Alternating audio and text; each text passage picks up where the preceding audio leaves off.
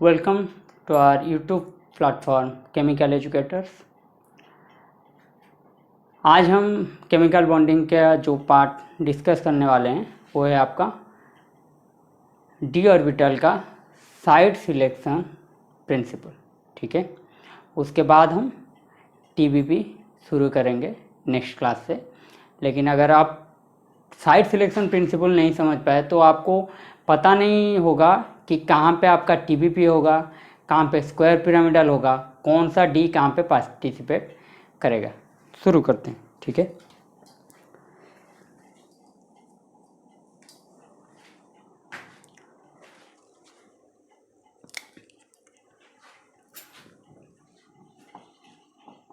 Participation of D orbital.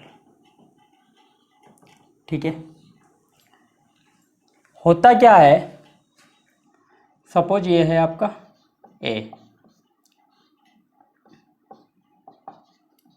ये आपका B. तो अभी तक हम पढ़े आए हैं कि यह है आपका कोवैलेंट बॉन्ड, कोवैलेंट बॉन्डिंग। ठीक है, लेकिन तो इसका हाइब्रिडाइजेशन क्या होगा, sp3d। लेकिन कुछ साइंटिस्ट इसको नहीं मानते, वो बोलते हैं कि यह है आपका, यहाँ तक तो ठीक है। ठीक है, लेकिन ये जो फिफ्थ आएगा, जब डी का पार्टिसिपेशन आना शुरू होगा तो डी पार्टिसिपेट करता ही नहीं। तो यहाँ पे क्या होता है, ये आपका आ जाएगा बी, मीन्स ये आपका आ जाएगा माइनस, ये आपका आ जाएगा प्लस। तो मीन्स यहाँ पे जो बॉन्ड फॉर्मेशन होगा ये क्या होगा, आयनिक बॉन्ड। वो क्या बोलते हैं कि इस मॉलिक्यूल में मीन्स डी ऑर्बिटल एक्सक्लूडेड। यहाँ पे क्या होता है, डी ऑर्बिटल इंक्लूडेड। तो ये आपका रहा कोवैलेंट बॉन्डिंग को जो मानते हैं, ये आपका रहा आयनिक बॉन्डिंग को जो प्रिफरेंस देते हैं। ये आपका रिसर्च पेपर का बात है। अभी तक आईपीएससी क्या किया है, IPSC till now recommend covalent bonding, that is d orbital participation। ठीक है, तो हम उसको लेकर चर्चा करेंगे। लेकिन ये बात आपको जानना जरूरी है कि आयनिक बॉन्डिंग में यहाँ पे आप देख सकते हैं, मीन्स एक मॉलिक्यूल नो PCl5। ठीक है, ये आपका क्या है, टीबीपी है। PCl5 क्या है आपका, टीबीपी। तो इसमें क्या होगा, एक्सियल का जो बॉन्ड लेंथ होगा, फास्फोरस क्लोरीन क्लोरीन, ये जो एक्सियल का बॉन्ड लेंथ होगा इक्विटोरियल से क्या होगा, बड़ा होगा।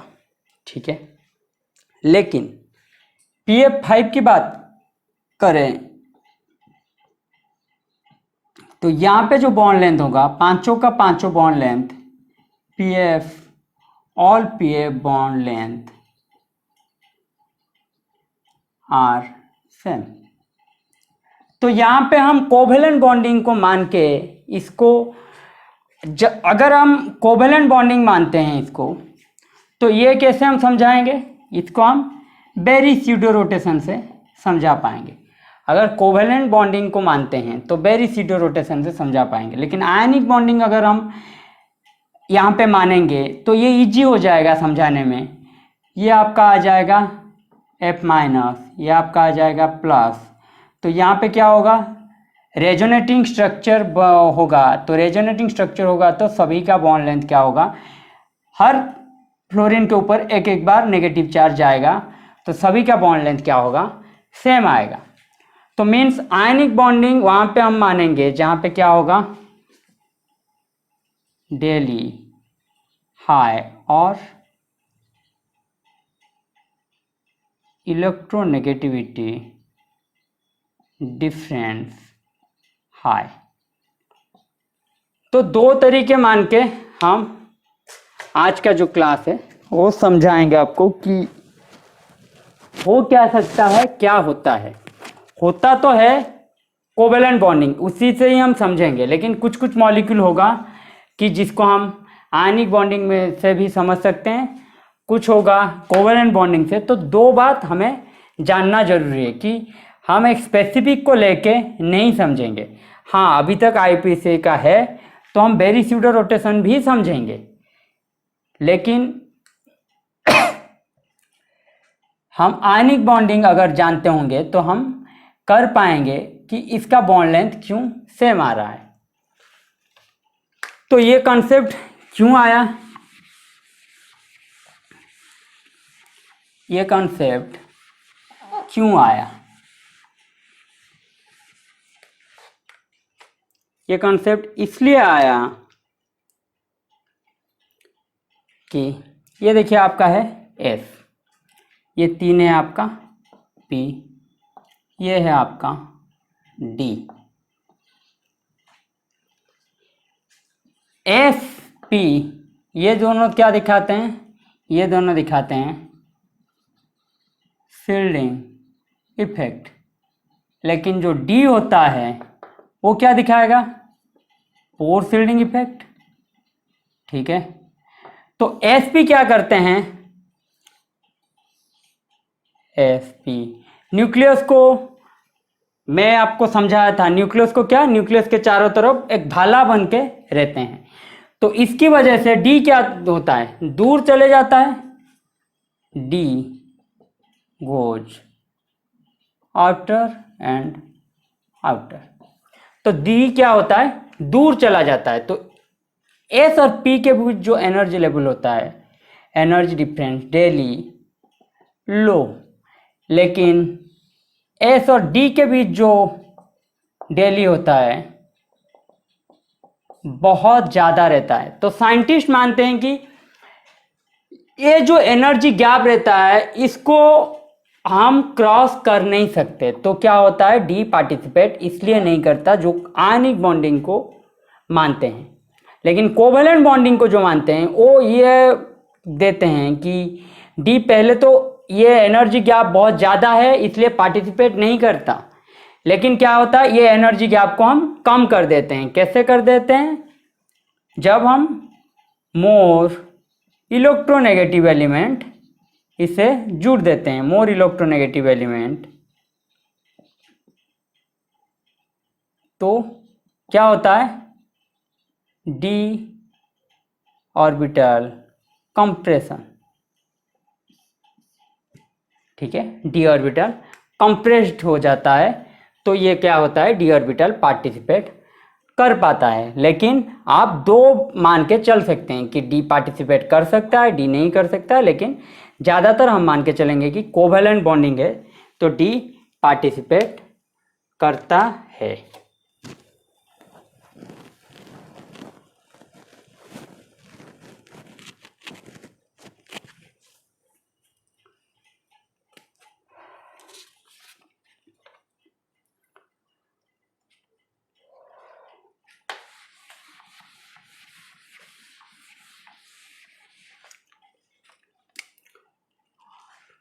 तो हम क्या करेंगे, कोवेलेंट बॉन्डिंग को मान के ही शुरुआत करेंगे।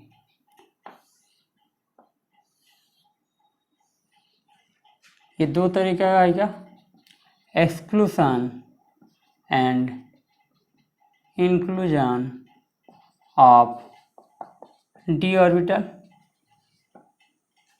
दूसरा आएगा आपका क्या, साइट सिलेक्शन। दूसरा क्या आएगा आपका, साइट सिलेक्शन। एक्सक्लूशन इंक्लूजन में क्या आएगा, एक्सक्लूशन इंक्लूजन में आएगा ये आपका रहा NS, ये आपका रहा NP, ये आपका रहा ND। ठीक है, अगर लो तो होगा क्या, डेली अगर लो है, implies inclusion of d orbital, yes और नो। अगर डेली हाई है तो क्या होगा, एक्सक्लूशन ऑफ डी ऑर्बिटल। इसलिए क्या होता है कि जेनॉन हाइड्रोजन ये बॉन्ड फॉर्म कर नहीं पाते, जेनॉन फ्लोरीन ये बना सकते हैं बॉन्ड। आयोडीन हाइड्रोजन यहाँ पे बॉन्ड फॉर्म नहीं हो सकता, लेकिन आयोडीन फ्लोरीन के साथ बॉन्ड फॉर्म हो सकता है। ठीक है,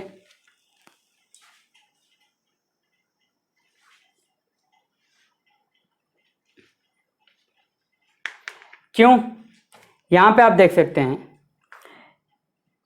इनका डेली क्या होगा, बहुत ज़्यादा होगा, एनर्जी गैप क्या होगा, बहुत ज़्यादा होगा। और हाइड्रोजन के पास क्या होता है, हाइड्रोजन के पास डेल प्लस, तो इसके ऊपर क्या आ जाएगा, डेल माइनस।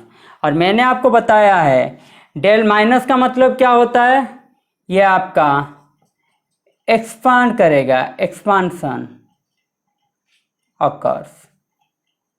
तो एनर्जी गैप क्या होगा, एनर्जी गैप इंक्रीज करेगा, एनर्जी गैप क्या होगा, इंक्रीज करेगा। क्यों, यहाँ पे एक्सपांशन हो रहा है, तो एनर्जी गैप इंक्रीज करेगा, तो D orbital participation not possible. इसलिए आप देखे होंगे CH4 तक, लेकिन PH5 कभी देखे ही नहीं होंगे। P के पास वैकेंट डी ऑर्बिटल है, फिर भी 5 हाइड्रोजन लग नहीं सकते। ये इसका क्या है, sp3 है। जब भी D आएगा हाइड्रोजन वहाँ पे नहीं लग पाएगा, क्योंकि हाइड्रोजन क्या करता है, एक्सपांशन करता है, ना कि कंप्रेशन। ठीक है, लेकिन फ्लोरीन आने में यहाँ पे क्या आ जाएगा, नेगेटिव, तो ये पॉजिटिव डेल प्लस, तो यहाँ पे क्या होगा, कंप्रेशन। और कंप्रेशन होगा तो एनर्जी गैप क्या होगा, डिक्रीज करेगा, इम्प्लाइज डी ऑर्बिटल क्या करेगा, पार्टिसिपेट करेगा। डी ऑर्बिटल क्या होगा, पार्टिसिपेट करेगा।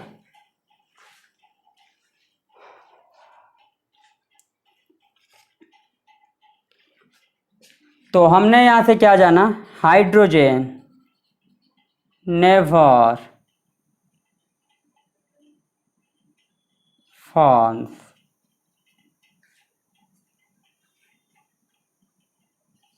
D orbital inclusion. तो हाइड्रोजन जहाँ पे भी होगा डी ऑर्बिटल कभी भी इंक्लूड हम नहीं करेंगे। ठीक है, ये बात हमें जानना है। अब आ जाएंगे साइट सिलेक्शन के ऊपर। कौन सा साइट है उसके ऊपर आ जाएंगे हम।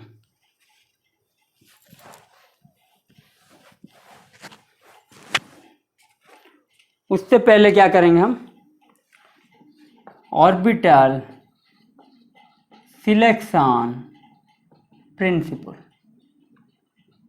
ऑर्बिटल सिलेक्शन प्रिंसिपल के ऊपर थोड़ा चर्चा करेंगे। ये आपका रहा S, ये आपका रहा 3P, ये रहा आपका रहा 5D। ठीक है, इनका गैप है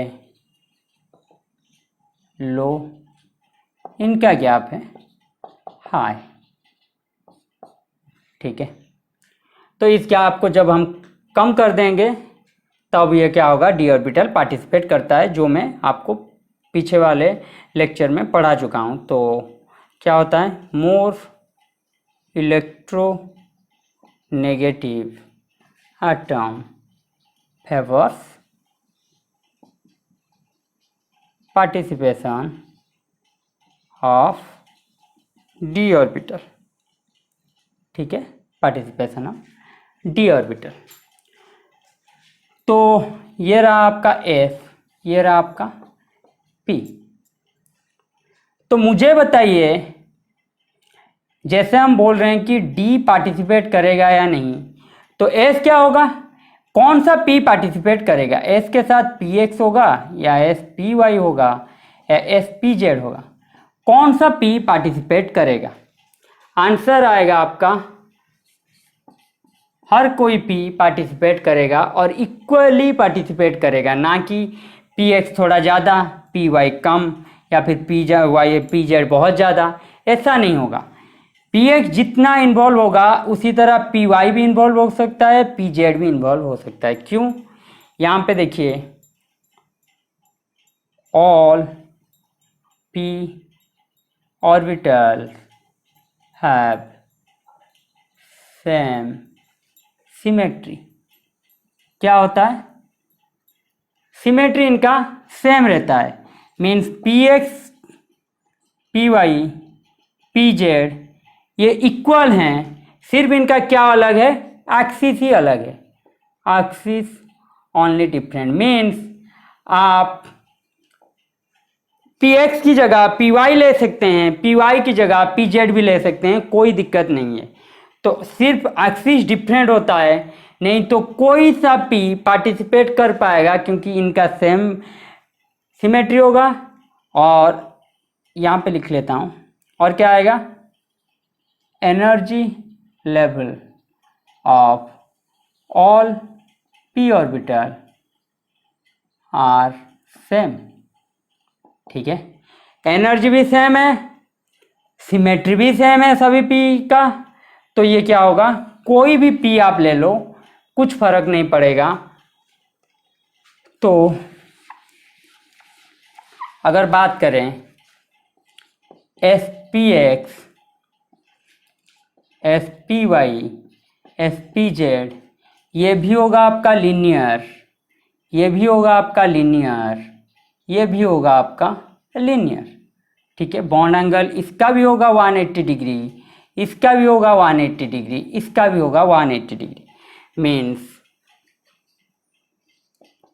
स्टेरिक रिपल्सन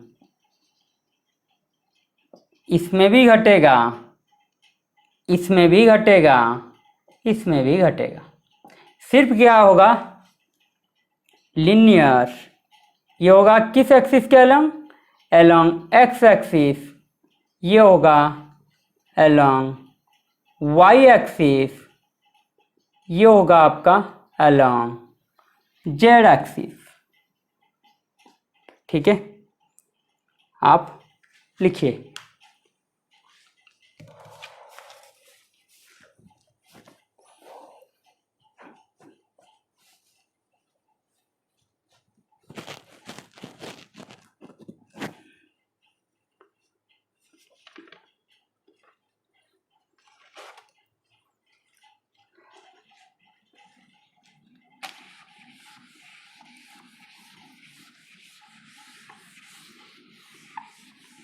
तो होगा क्या, इससे हमें क्या पता चला, इससे हमें यह पता चला कि P never follows selection principle. P क्या करता है, सिलेक्शन प्रिंसिपल फॉलो नहीं करता।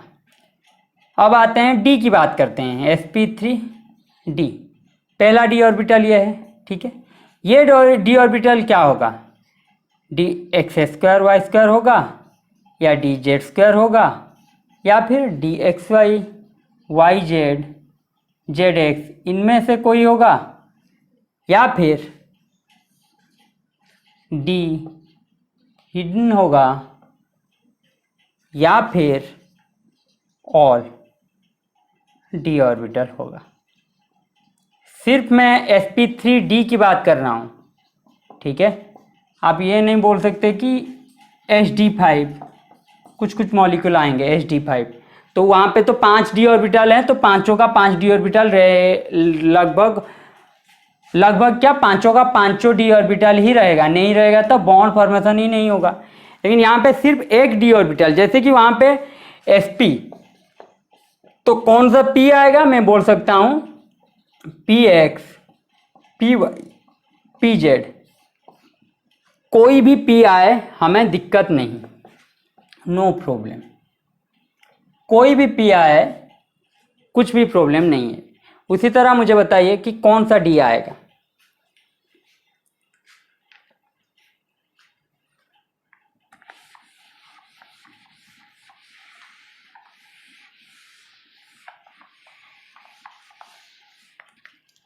डी आएगा D x square Y square, D Z square भी हो सकता है, या फिर डी हिडन हो सकता है, ठीक है। लेकिन कभी भी क्या होगा, D x Y, D Y Z, D Z X never participate in sp3d hybridization. क्या होगा, कभी भी पार्टिसिपेट नहीं करेंगे sp3d हाइब्रिडाइजेशन में। D x Y, D Y Z, D Z X ये कभी भी पार्टिसिपेट नहीं करेंगे।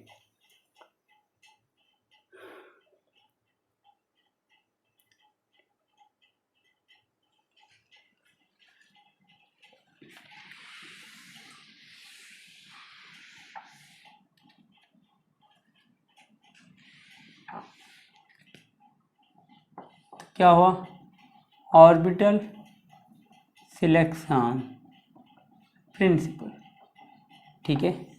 तो इसमें पहले हम क्या देखेंगे, इसमें पहले हम देखेंगे सिमेट्री, ठीक है। सिमेट्री क्या होना चाहिए, हाई होना चाहिए। अगर सिमेट्री हाई है तो क्या होगा, वही ऑर्बिटल पार्टिसिपेट करेगा। सेकंड में हम क्या देखेंगे, सेकंड में हम देखेंगे एनर्जी गैप। एनर्जी गैप क्या होना चाहिए, लो होना चाहिए। तो जिसका एनर्जी गैप लो होगा वो कन्फर्म पार्टिसिपेट करेगा। तीसरा क्या हम देखेंगे, तीसरा हम देखेंगे स्टेबिलिटी ऑफ ज्योमेट्री। जो ज्योमेट्री फॉर्मेशन होगा क्या वो स्टेबल है या नहीं। अगर स्टेबल है, बहुत ज़्यादा स्टेबल है, तो क्या होगा, उसका वही डी ऑर्बिटल उसी हाइब्रिडाइजेशन में पार्टिसिपेट करेगा। मीन्स मैं ये बोलने की कोशिश कर रहा हूँ, मैं जो बोला sp3d, कहाँ पे डी जेड स्क्वायर होगा, कहाँ पे D x square Y square होगा, ये सब डिसाइड करेंगे स्टेबिलिटी ऑफ ज्योमेट्री। तो डी जेड स्क्वायर जहाँ पे होगा, टीबीपी होगा तो डी जेड स्क्वायर आएगा orbital, D x square Y square आएगा तो आपका क्या आएगा, स्क्वायर पिरामिडल, ठीक है। D x square Y square आएगा तो आपका आएगा स्क्वायर पिरामिडल। तो कौन सा डी आएगा ये आपका क्या होगा, डिसाइड करेगा स्टेबिलिटी ऑफ ज्योमेट्री। जहाँ पे जो भी ज्योमेट्री स्टेबल होगा वहाँ पे वही डी ऑर्बिटल आएगा। मीन्स टीबीपी में डी जेड स्क्वायर ज़्यादा स्टेबल होता है और स्क्वायर पिरामिडल में D x square Y square ज़्यादा स्टेबल होते हैं। इसलिए टीबीपी में क्या आएगा, D Z square, square pyramidal में क्या आएगा, D x square Y square, ठीक है।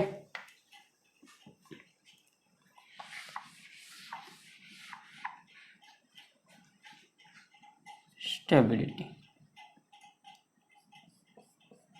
ठीक है। तो पहले क्या होता है, यह है आपका एस। एस क्या होता है, एस होता है हाईली सिमेट्रिकल, हाँ ना। एस क्या होता है, हाईली सिमेट्रिकल, क्योंकि मैंने आपको बताया था जब मैं फेज रिप्रेजेंटेशन कर रहा था कि एस का क्या होता है, इलेक्ट्रॉन क्लाउड हाईली सिमेट्रिकल होता है, इसलिए एस क्या होता है, न्यूक्लियस के पास रहता है। तो गोल मोटल है एस, सिमेट्री इसका हाई है, इसके साथ पी जुड़ेगा, ठीक है। इसके साथ कोई भी पी जुड़े, पी एक्स जुड़े या पी वाई जुड़े या पी जेड जुड़े, कुछ भी प्रॉब्लम नहीं, नो प्रॉब्लम। लेकिन इसके साथ जब डी जुड़ेगा, ठीक है, इसके साथ जब डी जुड़ेगा तब हम क्या देखेंगे कि कौन सा डी जुड़ रहा है और उसमें क्या ज्योमेट्री आ रहा है, उस ज्योमेट्री के लिए कौन सा डी सही रहेगा, स्टेबिलिटी किसका ज़्यादा होगा। ठीक है, ये सब बात हम याद रखेंगे सिलेक्शन प्रिंसिपल रूल में।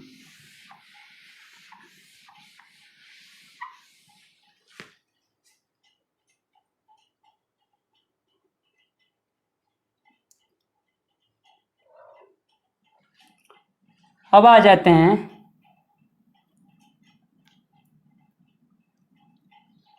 पी में। मैंने क्या बताया था, पी में मैंने बताया था, पी ऑर्बिटल में मैंने क्या बताया था कि ऑल आर इक्वल सिमेट्री है ना, इक्वल एनर्जी, ये सर नो। लेकिन डी में क्या होता है, identical shape.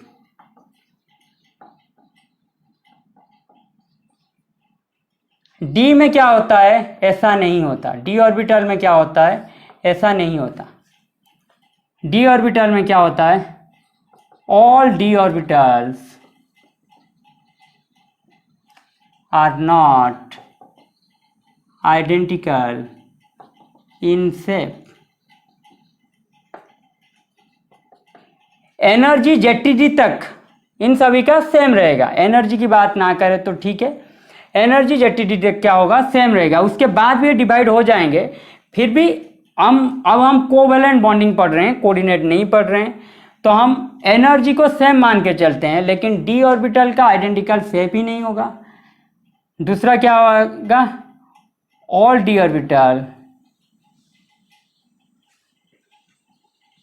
Are not same in symmetry. कोई ज़्यादा सिमेट्रिकल होगा, कोई कम सिमेट्रिकल होगा, सभी का सिमेट्री सेम नहीं होगा। इसलिए डी ऑर्बिटल जब लेंगे आप, तब आप ये ध्यान रखना कि कौन सा डी ऑर्बिटल आ रहा है जो कि आपके स्टेबिलिटी को स्टेबिलिटी के ऊपर उसका क्या फर्क पड़ रहा है। मीन जो भी डी ऑर्बिटल आ रहा है उस डी ऑर्बिटल का स्टेबिलिटी क्या है आपको देखना पड़ेगा। उस हिसाब से आप क्या करेंगे, उसका ज्योमेट्री डिसाइड करेंगे। ठीक है, जिस ज्योमेट्री में उसका स्टेबिलिटी ज़्यादा रहेगा, जो डी ऑर्बिटल होगा वही उसी ज्योमेट्री में ही पार्टिसिपेट करेगा। ठीक है,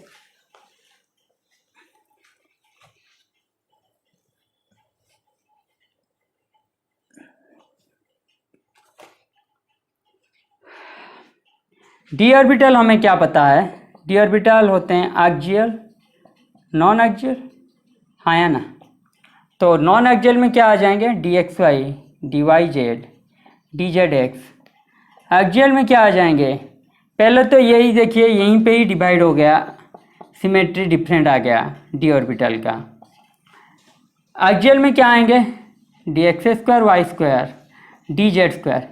ये भी दो तरीके के आ जाएंगे। क्यों, एक्सियल भी टू टाइप का शो करेगा। डी जेड स्क्वायर क्या होता है, डी जेड स्क्वायर होता है आपका मिक्स्ड, जबकि D x square Y square होता है आपका प्योर डी ऑर्बिटल। ये आपका होता है मिक्स्ड डी ऑर्बिटल। क्यों, क्योंकि ये दो ऑर्बिटल को लेके बना है। मॉलिक्यूलर सिमेट्री इसमें आता है, इसको मॉलिक्यूलर एक्सिस बोलते हैं। इसका क्या होता है, इलेक्ट्रॉन डेंसिटी इसमें ज़्यादा रहता है। डी जेड स्क्वायर क्या होता है, 8 लोब को मिला के बना है। यह है आपका डी जेड स्क्वायर, इसलिए ये मिक्स्ड होता है। और प्योर क्या होता है, D x square Y square. ये तीनों हो जाएंगे आपका non axial, D x Y, D Y Z, D Z x.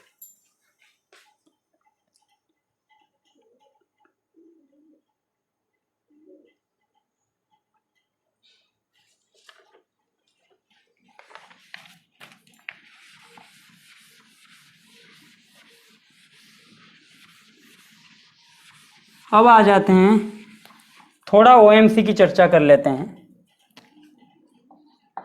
Oregano metallic compound.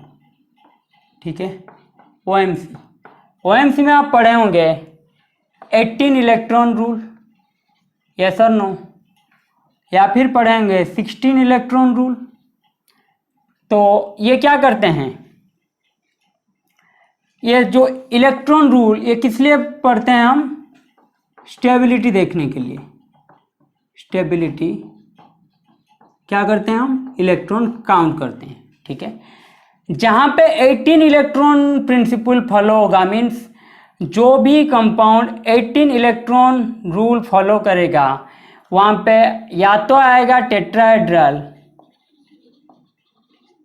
या फिर ऑक्टाहेड्रल या फिर ट्राइगोनल बाइपिरामिडल। ये सब ज्योमेट्री आएंगे 18 इलेक्ट्रॉन के लिए। 16 इलेक्ट्रॉन के लिए क्या आएंगे, square planar, square pyramidal. 16 electron होगा तो क्या शो करेंगे, स्क्वायर प्लानर होगा या तो स्क्वायर पिरामिडल होगा। और कुछ आएंगे डोडेकाहेड्रल, डोडेकाहेड्रल,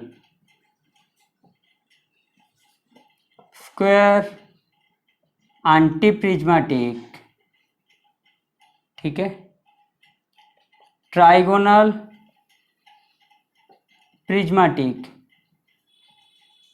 इन सभी का क्या होगा, इनका कुछ अलग ही नंबर आएगा, डिफरेंट इलेक्ट्रॉन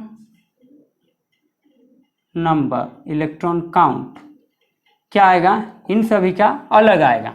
तो मैंने क्या बोला, जो भी 18 इलेक्ट्रॉन प्रिंसिपल को फॉलो करेंगे उनका ज्योमेट्री क्या आएगा, या तो टेट्राहेड्रल होगा या तो ऑक्टाहेड्रल होगा या तो टीबीपी होगा। इन तीनों के अलावा और कुछ होगा ही नहीं। 16 इलेक्ट्रॉन जो फॉलो करेंगे उनका आइदर स्क्वायर प्लानर होगा नहीं तो स्क्वायर पिरामिडल होगा, और इन तीनों का अलग आएगा। ये सब हम ऑर्गेनोमेटेलिक में चर्चा करेंगे, ठीक है। तो आप मुझे बताइए NiCO4 PtCl4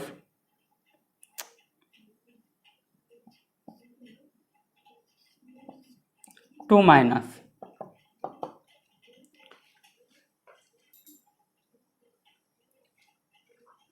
इसमें क्या होगा बोलिए।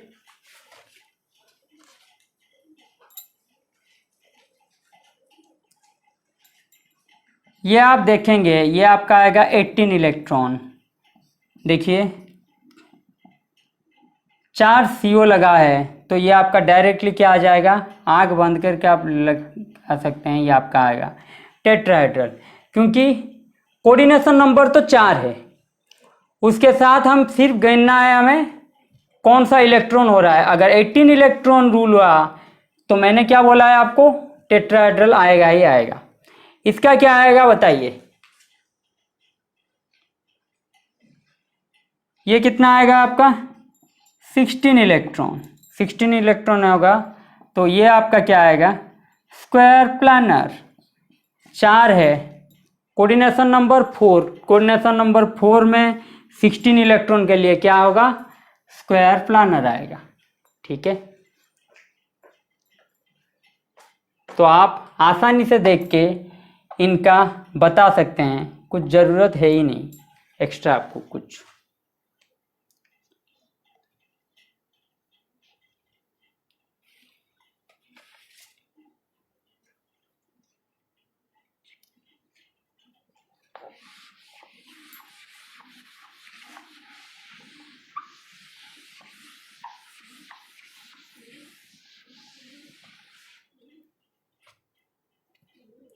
अब मुझे बताइए SpH5 SbPH5 इनका होगा क्या, ज्योमेट्री मुझे बताइए।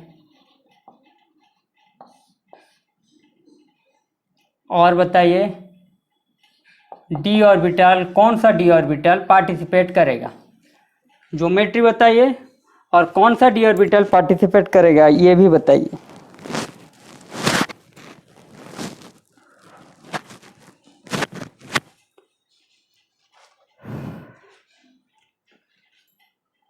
ये आपका होगा टीबीपी। जैसे आगे आगे पढ़ेंगे आप लोगों को पता चल जाएगा। टीबीपी ये आपका क्या होगा, square pyramidal.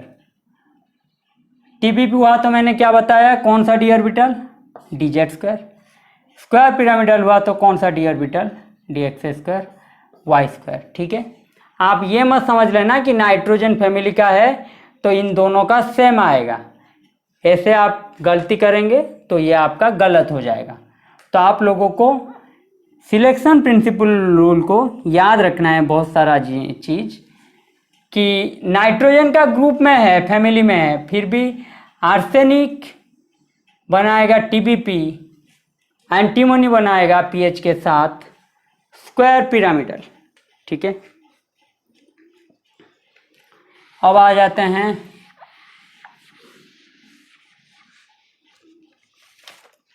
D orbital selection. अब क्या आ जाते हैं,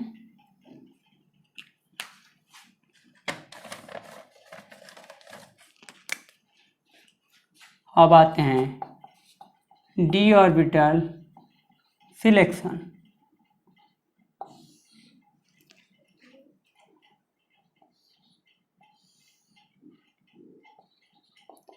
on the basis of symmetry between orbitals undergoing mixing, on the basis of symmetry between orbitals undergoing mixing। दूसरा आपका क्या आएगा,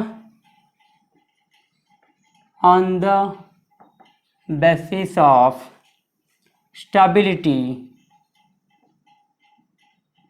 of geometries, on the basis of stability of geometries।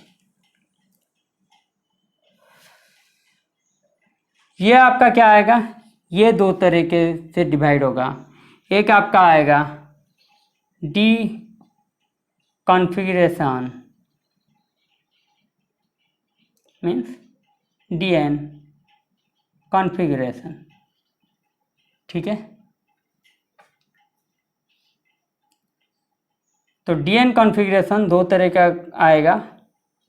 एक आपका होगा D0 D10, या एक आपका आएगा D1 से D9। ठीक है, D0 से D10, एक आपका आएगा D0 से D9। ठीक है, तो यहाँ पे क्या आएगा, यहाँ पे आएगा मिनिमाइजेशन ऑफ रिपल्सन कॉन्सेप्ट। इसको हम क्या बोलेंगे, स्टेरिक स्टेबलाइजेशन।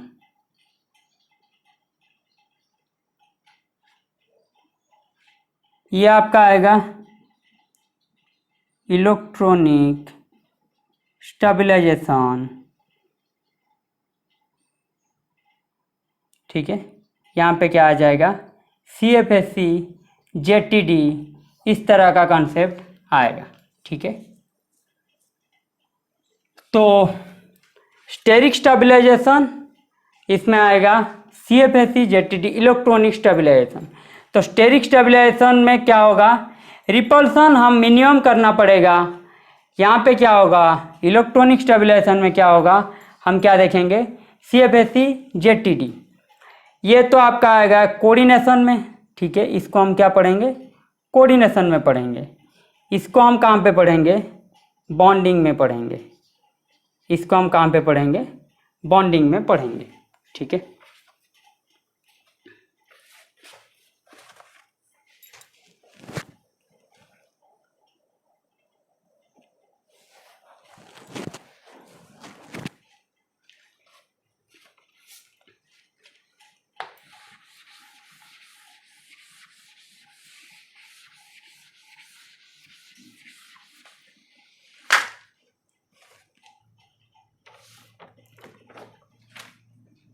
अब आ जाते हैं ऑन द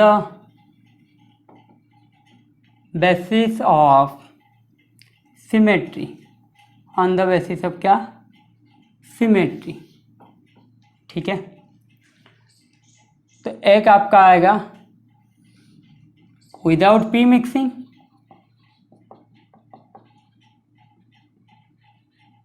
दूसरा आपका आएगा with P mixing.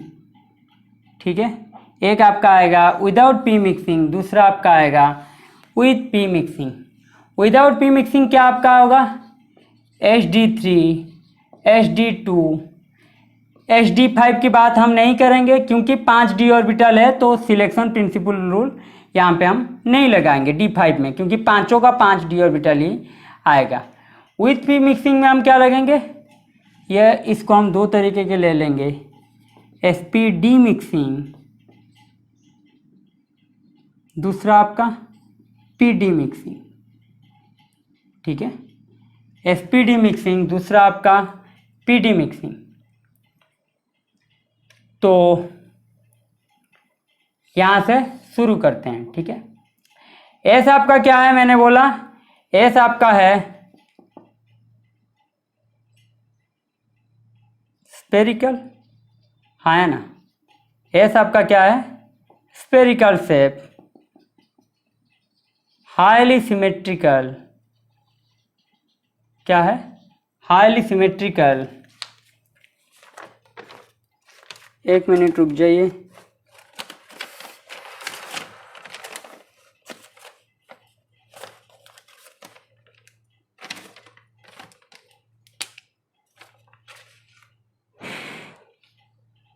Spherical, highly geometrical. तो इसके बेसिस पे हम बोल नहीं सकते कि कौन सा डी लगेगा। ठीक है, क्योंकि एस का जो है, एस आप बोल सकते हैं यूनिडायरेक्शनल या तो आपका नॉन डायरेक्शनल। मैंने जो आपको पहले लेक्चर में बता चुका हूं कि एस का या तो किसी भी डायरेक्शन नहीं होगा क्योंकि एक ही स्पीयर में रहता है इसका, या तो हर डायरेक्शन में होगा। ठीक है, या तो कहीं पे नहीं या तो हर जगह। ठीक है, सर्व विद्यमान या तो कहीं पे भी इसको नहीं पाएंगे हम, तो उस हिसाब से। और हाईली सिमेट्रिकल होता है तो डी का जो कॉन्सेप्ट होगा, एच डी का जो कॉन्सेप्ट होगा वो सिमेट्री के बेसिस पे हम नहीं ले सकते। So H D can't be predicted by symmetry analysis. ठीक है, तो यहाँ पे कौन सा कॉन्सेप्ट हम लेंगे, यहाँ पे हम लेंगे stability of geometry, stability of geometry concept यहाँ पे हम लेंगे। स्टेबिलिटी ऑफ ज्योमेट्री में क्या आएगा, लिख लिया आपने, यहाँ पे आप देखिए HD3 मीन्स स्टेरिक नंबर क्या है इसका, 4। ठीक है, स्टेरिक नंबर 4 में हमें स्टेबल क्या कौन सा होता है, टेट्राहेड्रल। ये sir no, tetrahedral steric number 4 में हाईली स्टेबल, अगर टेट्राहेड्रल स्टेरिक नंबर 4 में हाईली स्टेबल है तो इसमें क्या होगा, डी ऑर्बिटल कौन से हैं, d x square Y square, D Z square, d x Y, D Y Z, D Z x. कोई भी डी ऑर्बिटल हम लेके देखेंगे। अगर ये दो डी ऑर्बिटल लिए मीन्स एक्सियल अगर लिए और कोई भी नॉन एक्सियल को लेके हम HD3 बनाना चाहेंगे, ये आप देख सकते हैं कि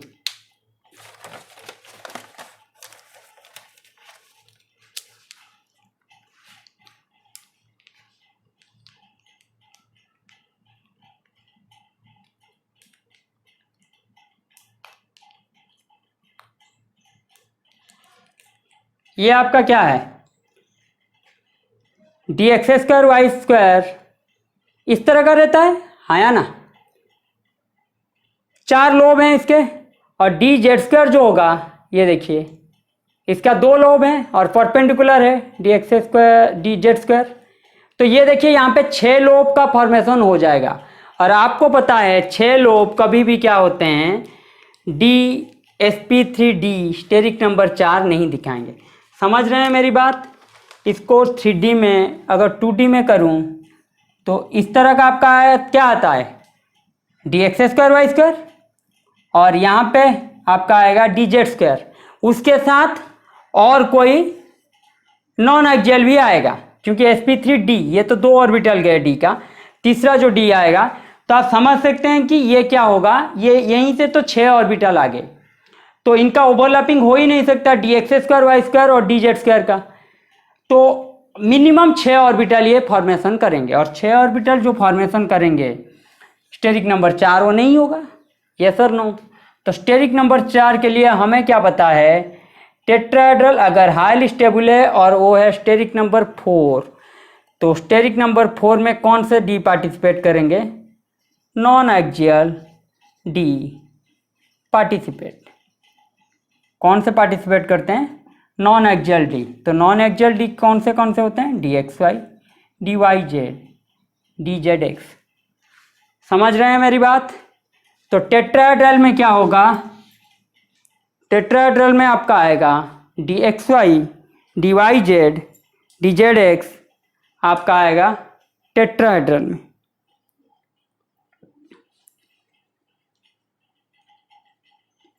ठीक है,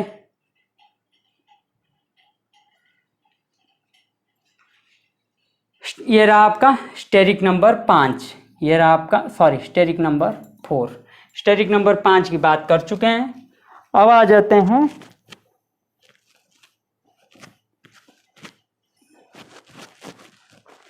ये तो क्या आपका, उसी तरह HD2 में भी वही होगा, नॉन एक्सियल ही आप प्रीफर करेंगे क्योंकि स्टेरिक नंबर 3 है, तो नॉन एक्सियल ही आप प्रीफर करेंगे, क्योंकि एक्सियल लेंगे तो आप स्टेरिक नंबर 3 नहीं ला पाएंगे। ठीक है, तो अब आ जाते हैं sp-d मिक्सिंग।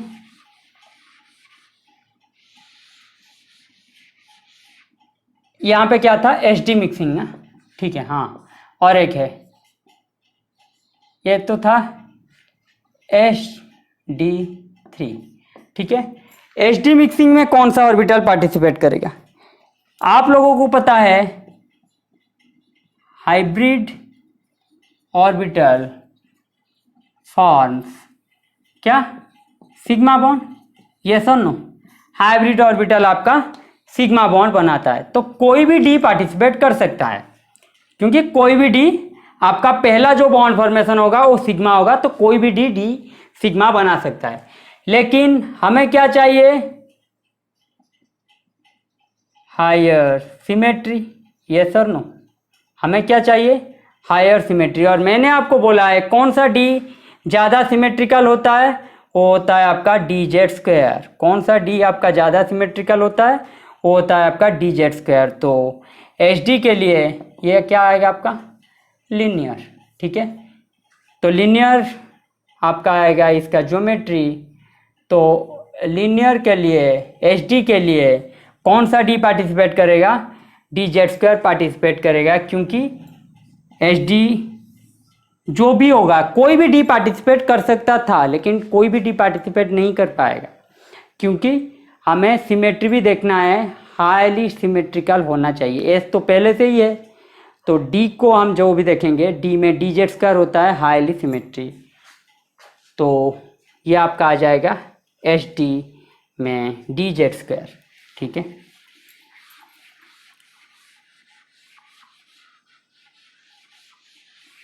फिर हम आएंगे sp2 sp-d मीन्स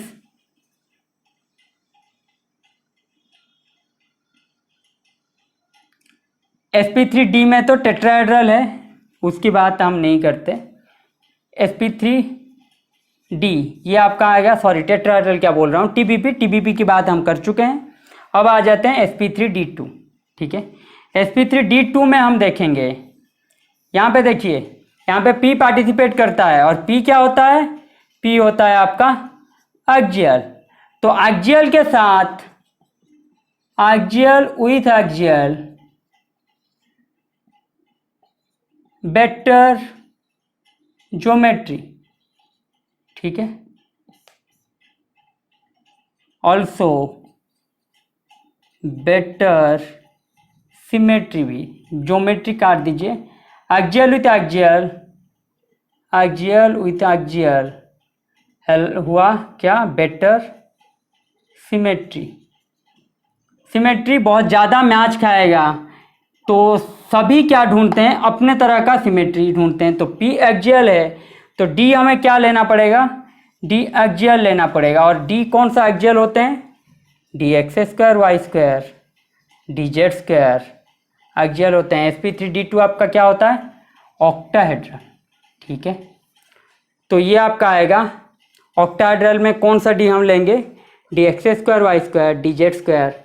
PD में आपको बताना है P3D3, ये दो तरीका का आएगा P3D3।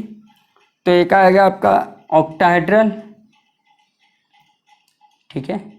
दूसरा आपका क्या आएगा, दूसरा आएगा आपका एंटी प्रिज्मेटिक। तो यहाँ पे क्या होगा, मैं आपको, ये आपको होमवर्क है P3D3 में ऑक्टाहेड्रल का आपको एग्जाम्पल, और कौन सा d ऑर्बिटल पार्टिसिपेट करेगा P3D3 में, एंटी प्रिज्मेटिक में कौन सा d ऑर्बिटल पार्टिसिपेट करेगा, ये आपको बताना है, ठीक है। और इनका एग्जाम्पल भी बताना है, ठीक है। ये इसलिए मैं नहीं बता रहा हूँ क्योंकि DU में ये आता है, तो मैं देखना चाहता हूँ कि कौन से बच्चे हैं जो ये बता पाएंगे P3D3, ठीक है। जाम में ये ज़्यादातर आता नहीं, इनका क्वेश्चन ज़्यादातर नेट में, गेट में और दिल्ली यूनिवर्सिटी इनमें आता है, ठीक है। तो आप लोगों को बताना है। तो अभी समराइज कर लेते हैं, ठीक है। अभी क्या करते हैं, समराइज कर लेते हैं।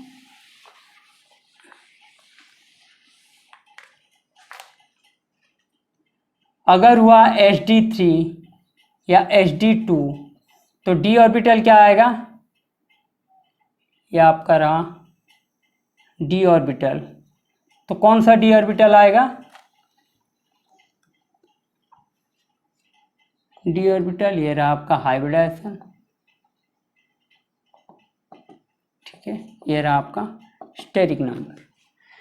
तो अगर sp3d hd3 hd2 तो कौन सा d ऑर्बिटल आएगा, dxy dyz dzx steric number 4।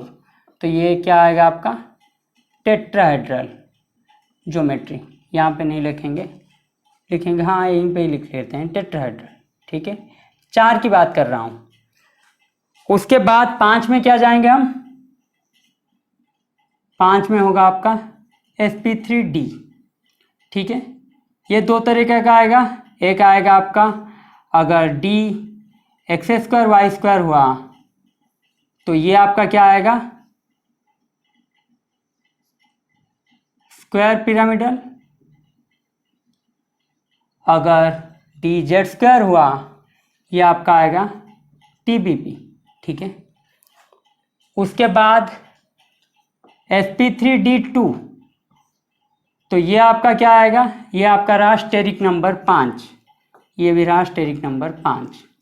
sp3d2 में क्या आएगा, कौन सा d आएगा, D x square Y square D Z square. तो स्टेरिक नंबर इसका क्या है 6, ज्योमेट्री आएगा ऑक्टाहेड्रल। और एक क्या है आपका HD क्या होगा, लीनियर स्टेरिक नंबर 2। यहाँ पे कौन सा d आएगा, डी जेड स्क्वायर, ठीक है। इससे पहले इसके बाद जो स्टेरिक नंबर 6 के बाद वहाँ पे मैं आपको बताऊंगा कि कहाँ पे d हिडन रह जाता है, ठीक है। मीन्स आपको जो मैंने बताया था स्यूडोस्टेरिक नंबर, वहाँ पे वो काम का चीज़ आएगा स्यूडोस्टेरिक नंबर। तो अभी तक ऑक्टाहेड्रल तक आपको ये सब याद रखना है। और होमवर्क आपका क्या रहा, P3D3 में मैंने आपको बता दिया कौन सा ऑक्टाहेड्रल होगा और कौन सा आपका ट्राइगोनल प्रिज्मेटिक होगा विथ एग्जाम्पल, और उसका डी ऑर्बिटल कौन सा पार्टिसिपेट करते हैं, यह आप लोगों का होमवर्क है, ये आपको बताना है। ठीक है,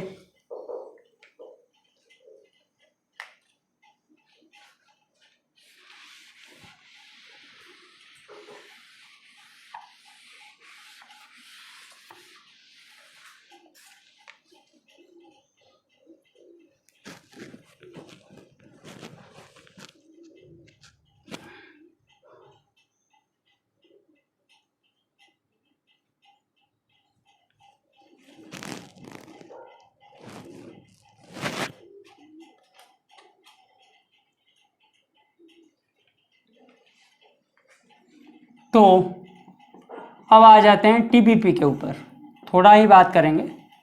टीपीपी मैंने क्यों लिया कि डी है z square d x square Y square, ये मैंने क्यों लिया, कोई बता सकता है? ये मैंने इसलिए लिया कि टीपीपी का क्या होता है hybridization, sp3d means s plus p x plus p y plus p z, उसके साथ क्या होता है d का कोई। ठीक है, मैंने आपको बता चुका हूँ क्या होता है, p क्या होता है आपका एक्जियल। ठीक है, अगर p एक्जियल है उसके साथ जो d रहेगा वो भी क्या होगा एक्जियल।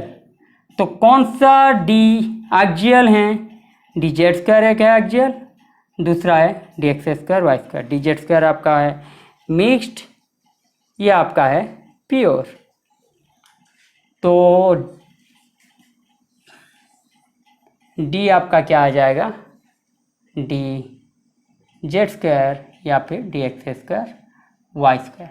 ठीक है, तो स्टेरिक नंबर इसमें कितना आएगा 5। हम जिस तरह कर रहे थे नेक्स्ट क्लास से हम उसी तरह ही करेंगे, स्टेरिक नंबर 5। तो कौन से ग्रुप में किस तरह का स्ट्रक्चर फॉर्मेशन होगा, इसके बारे में हम अगले क्लास में बात करेंगे। ठीक है,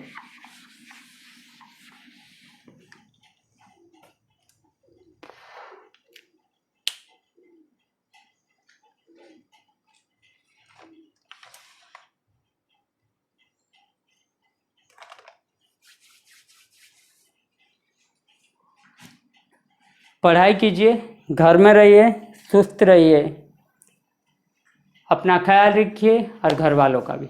धन्यवाद।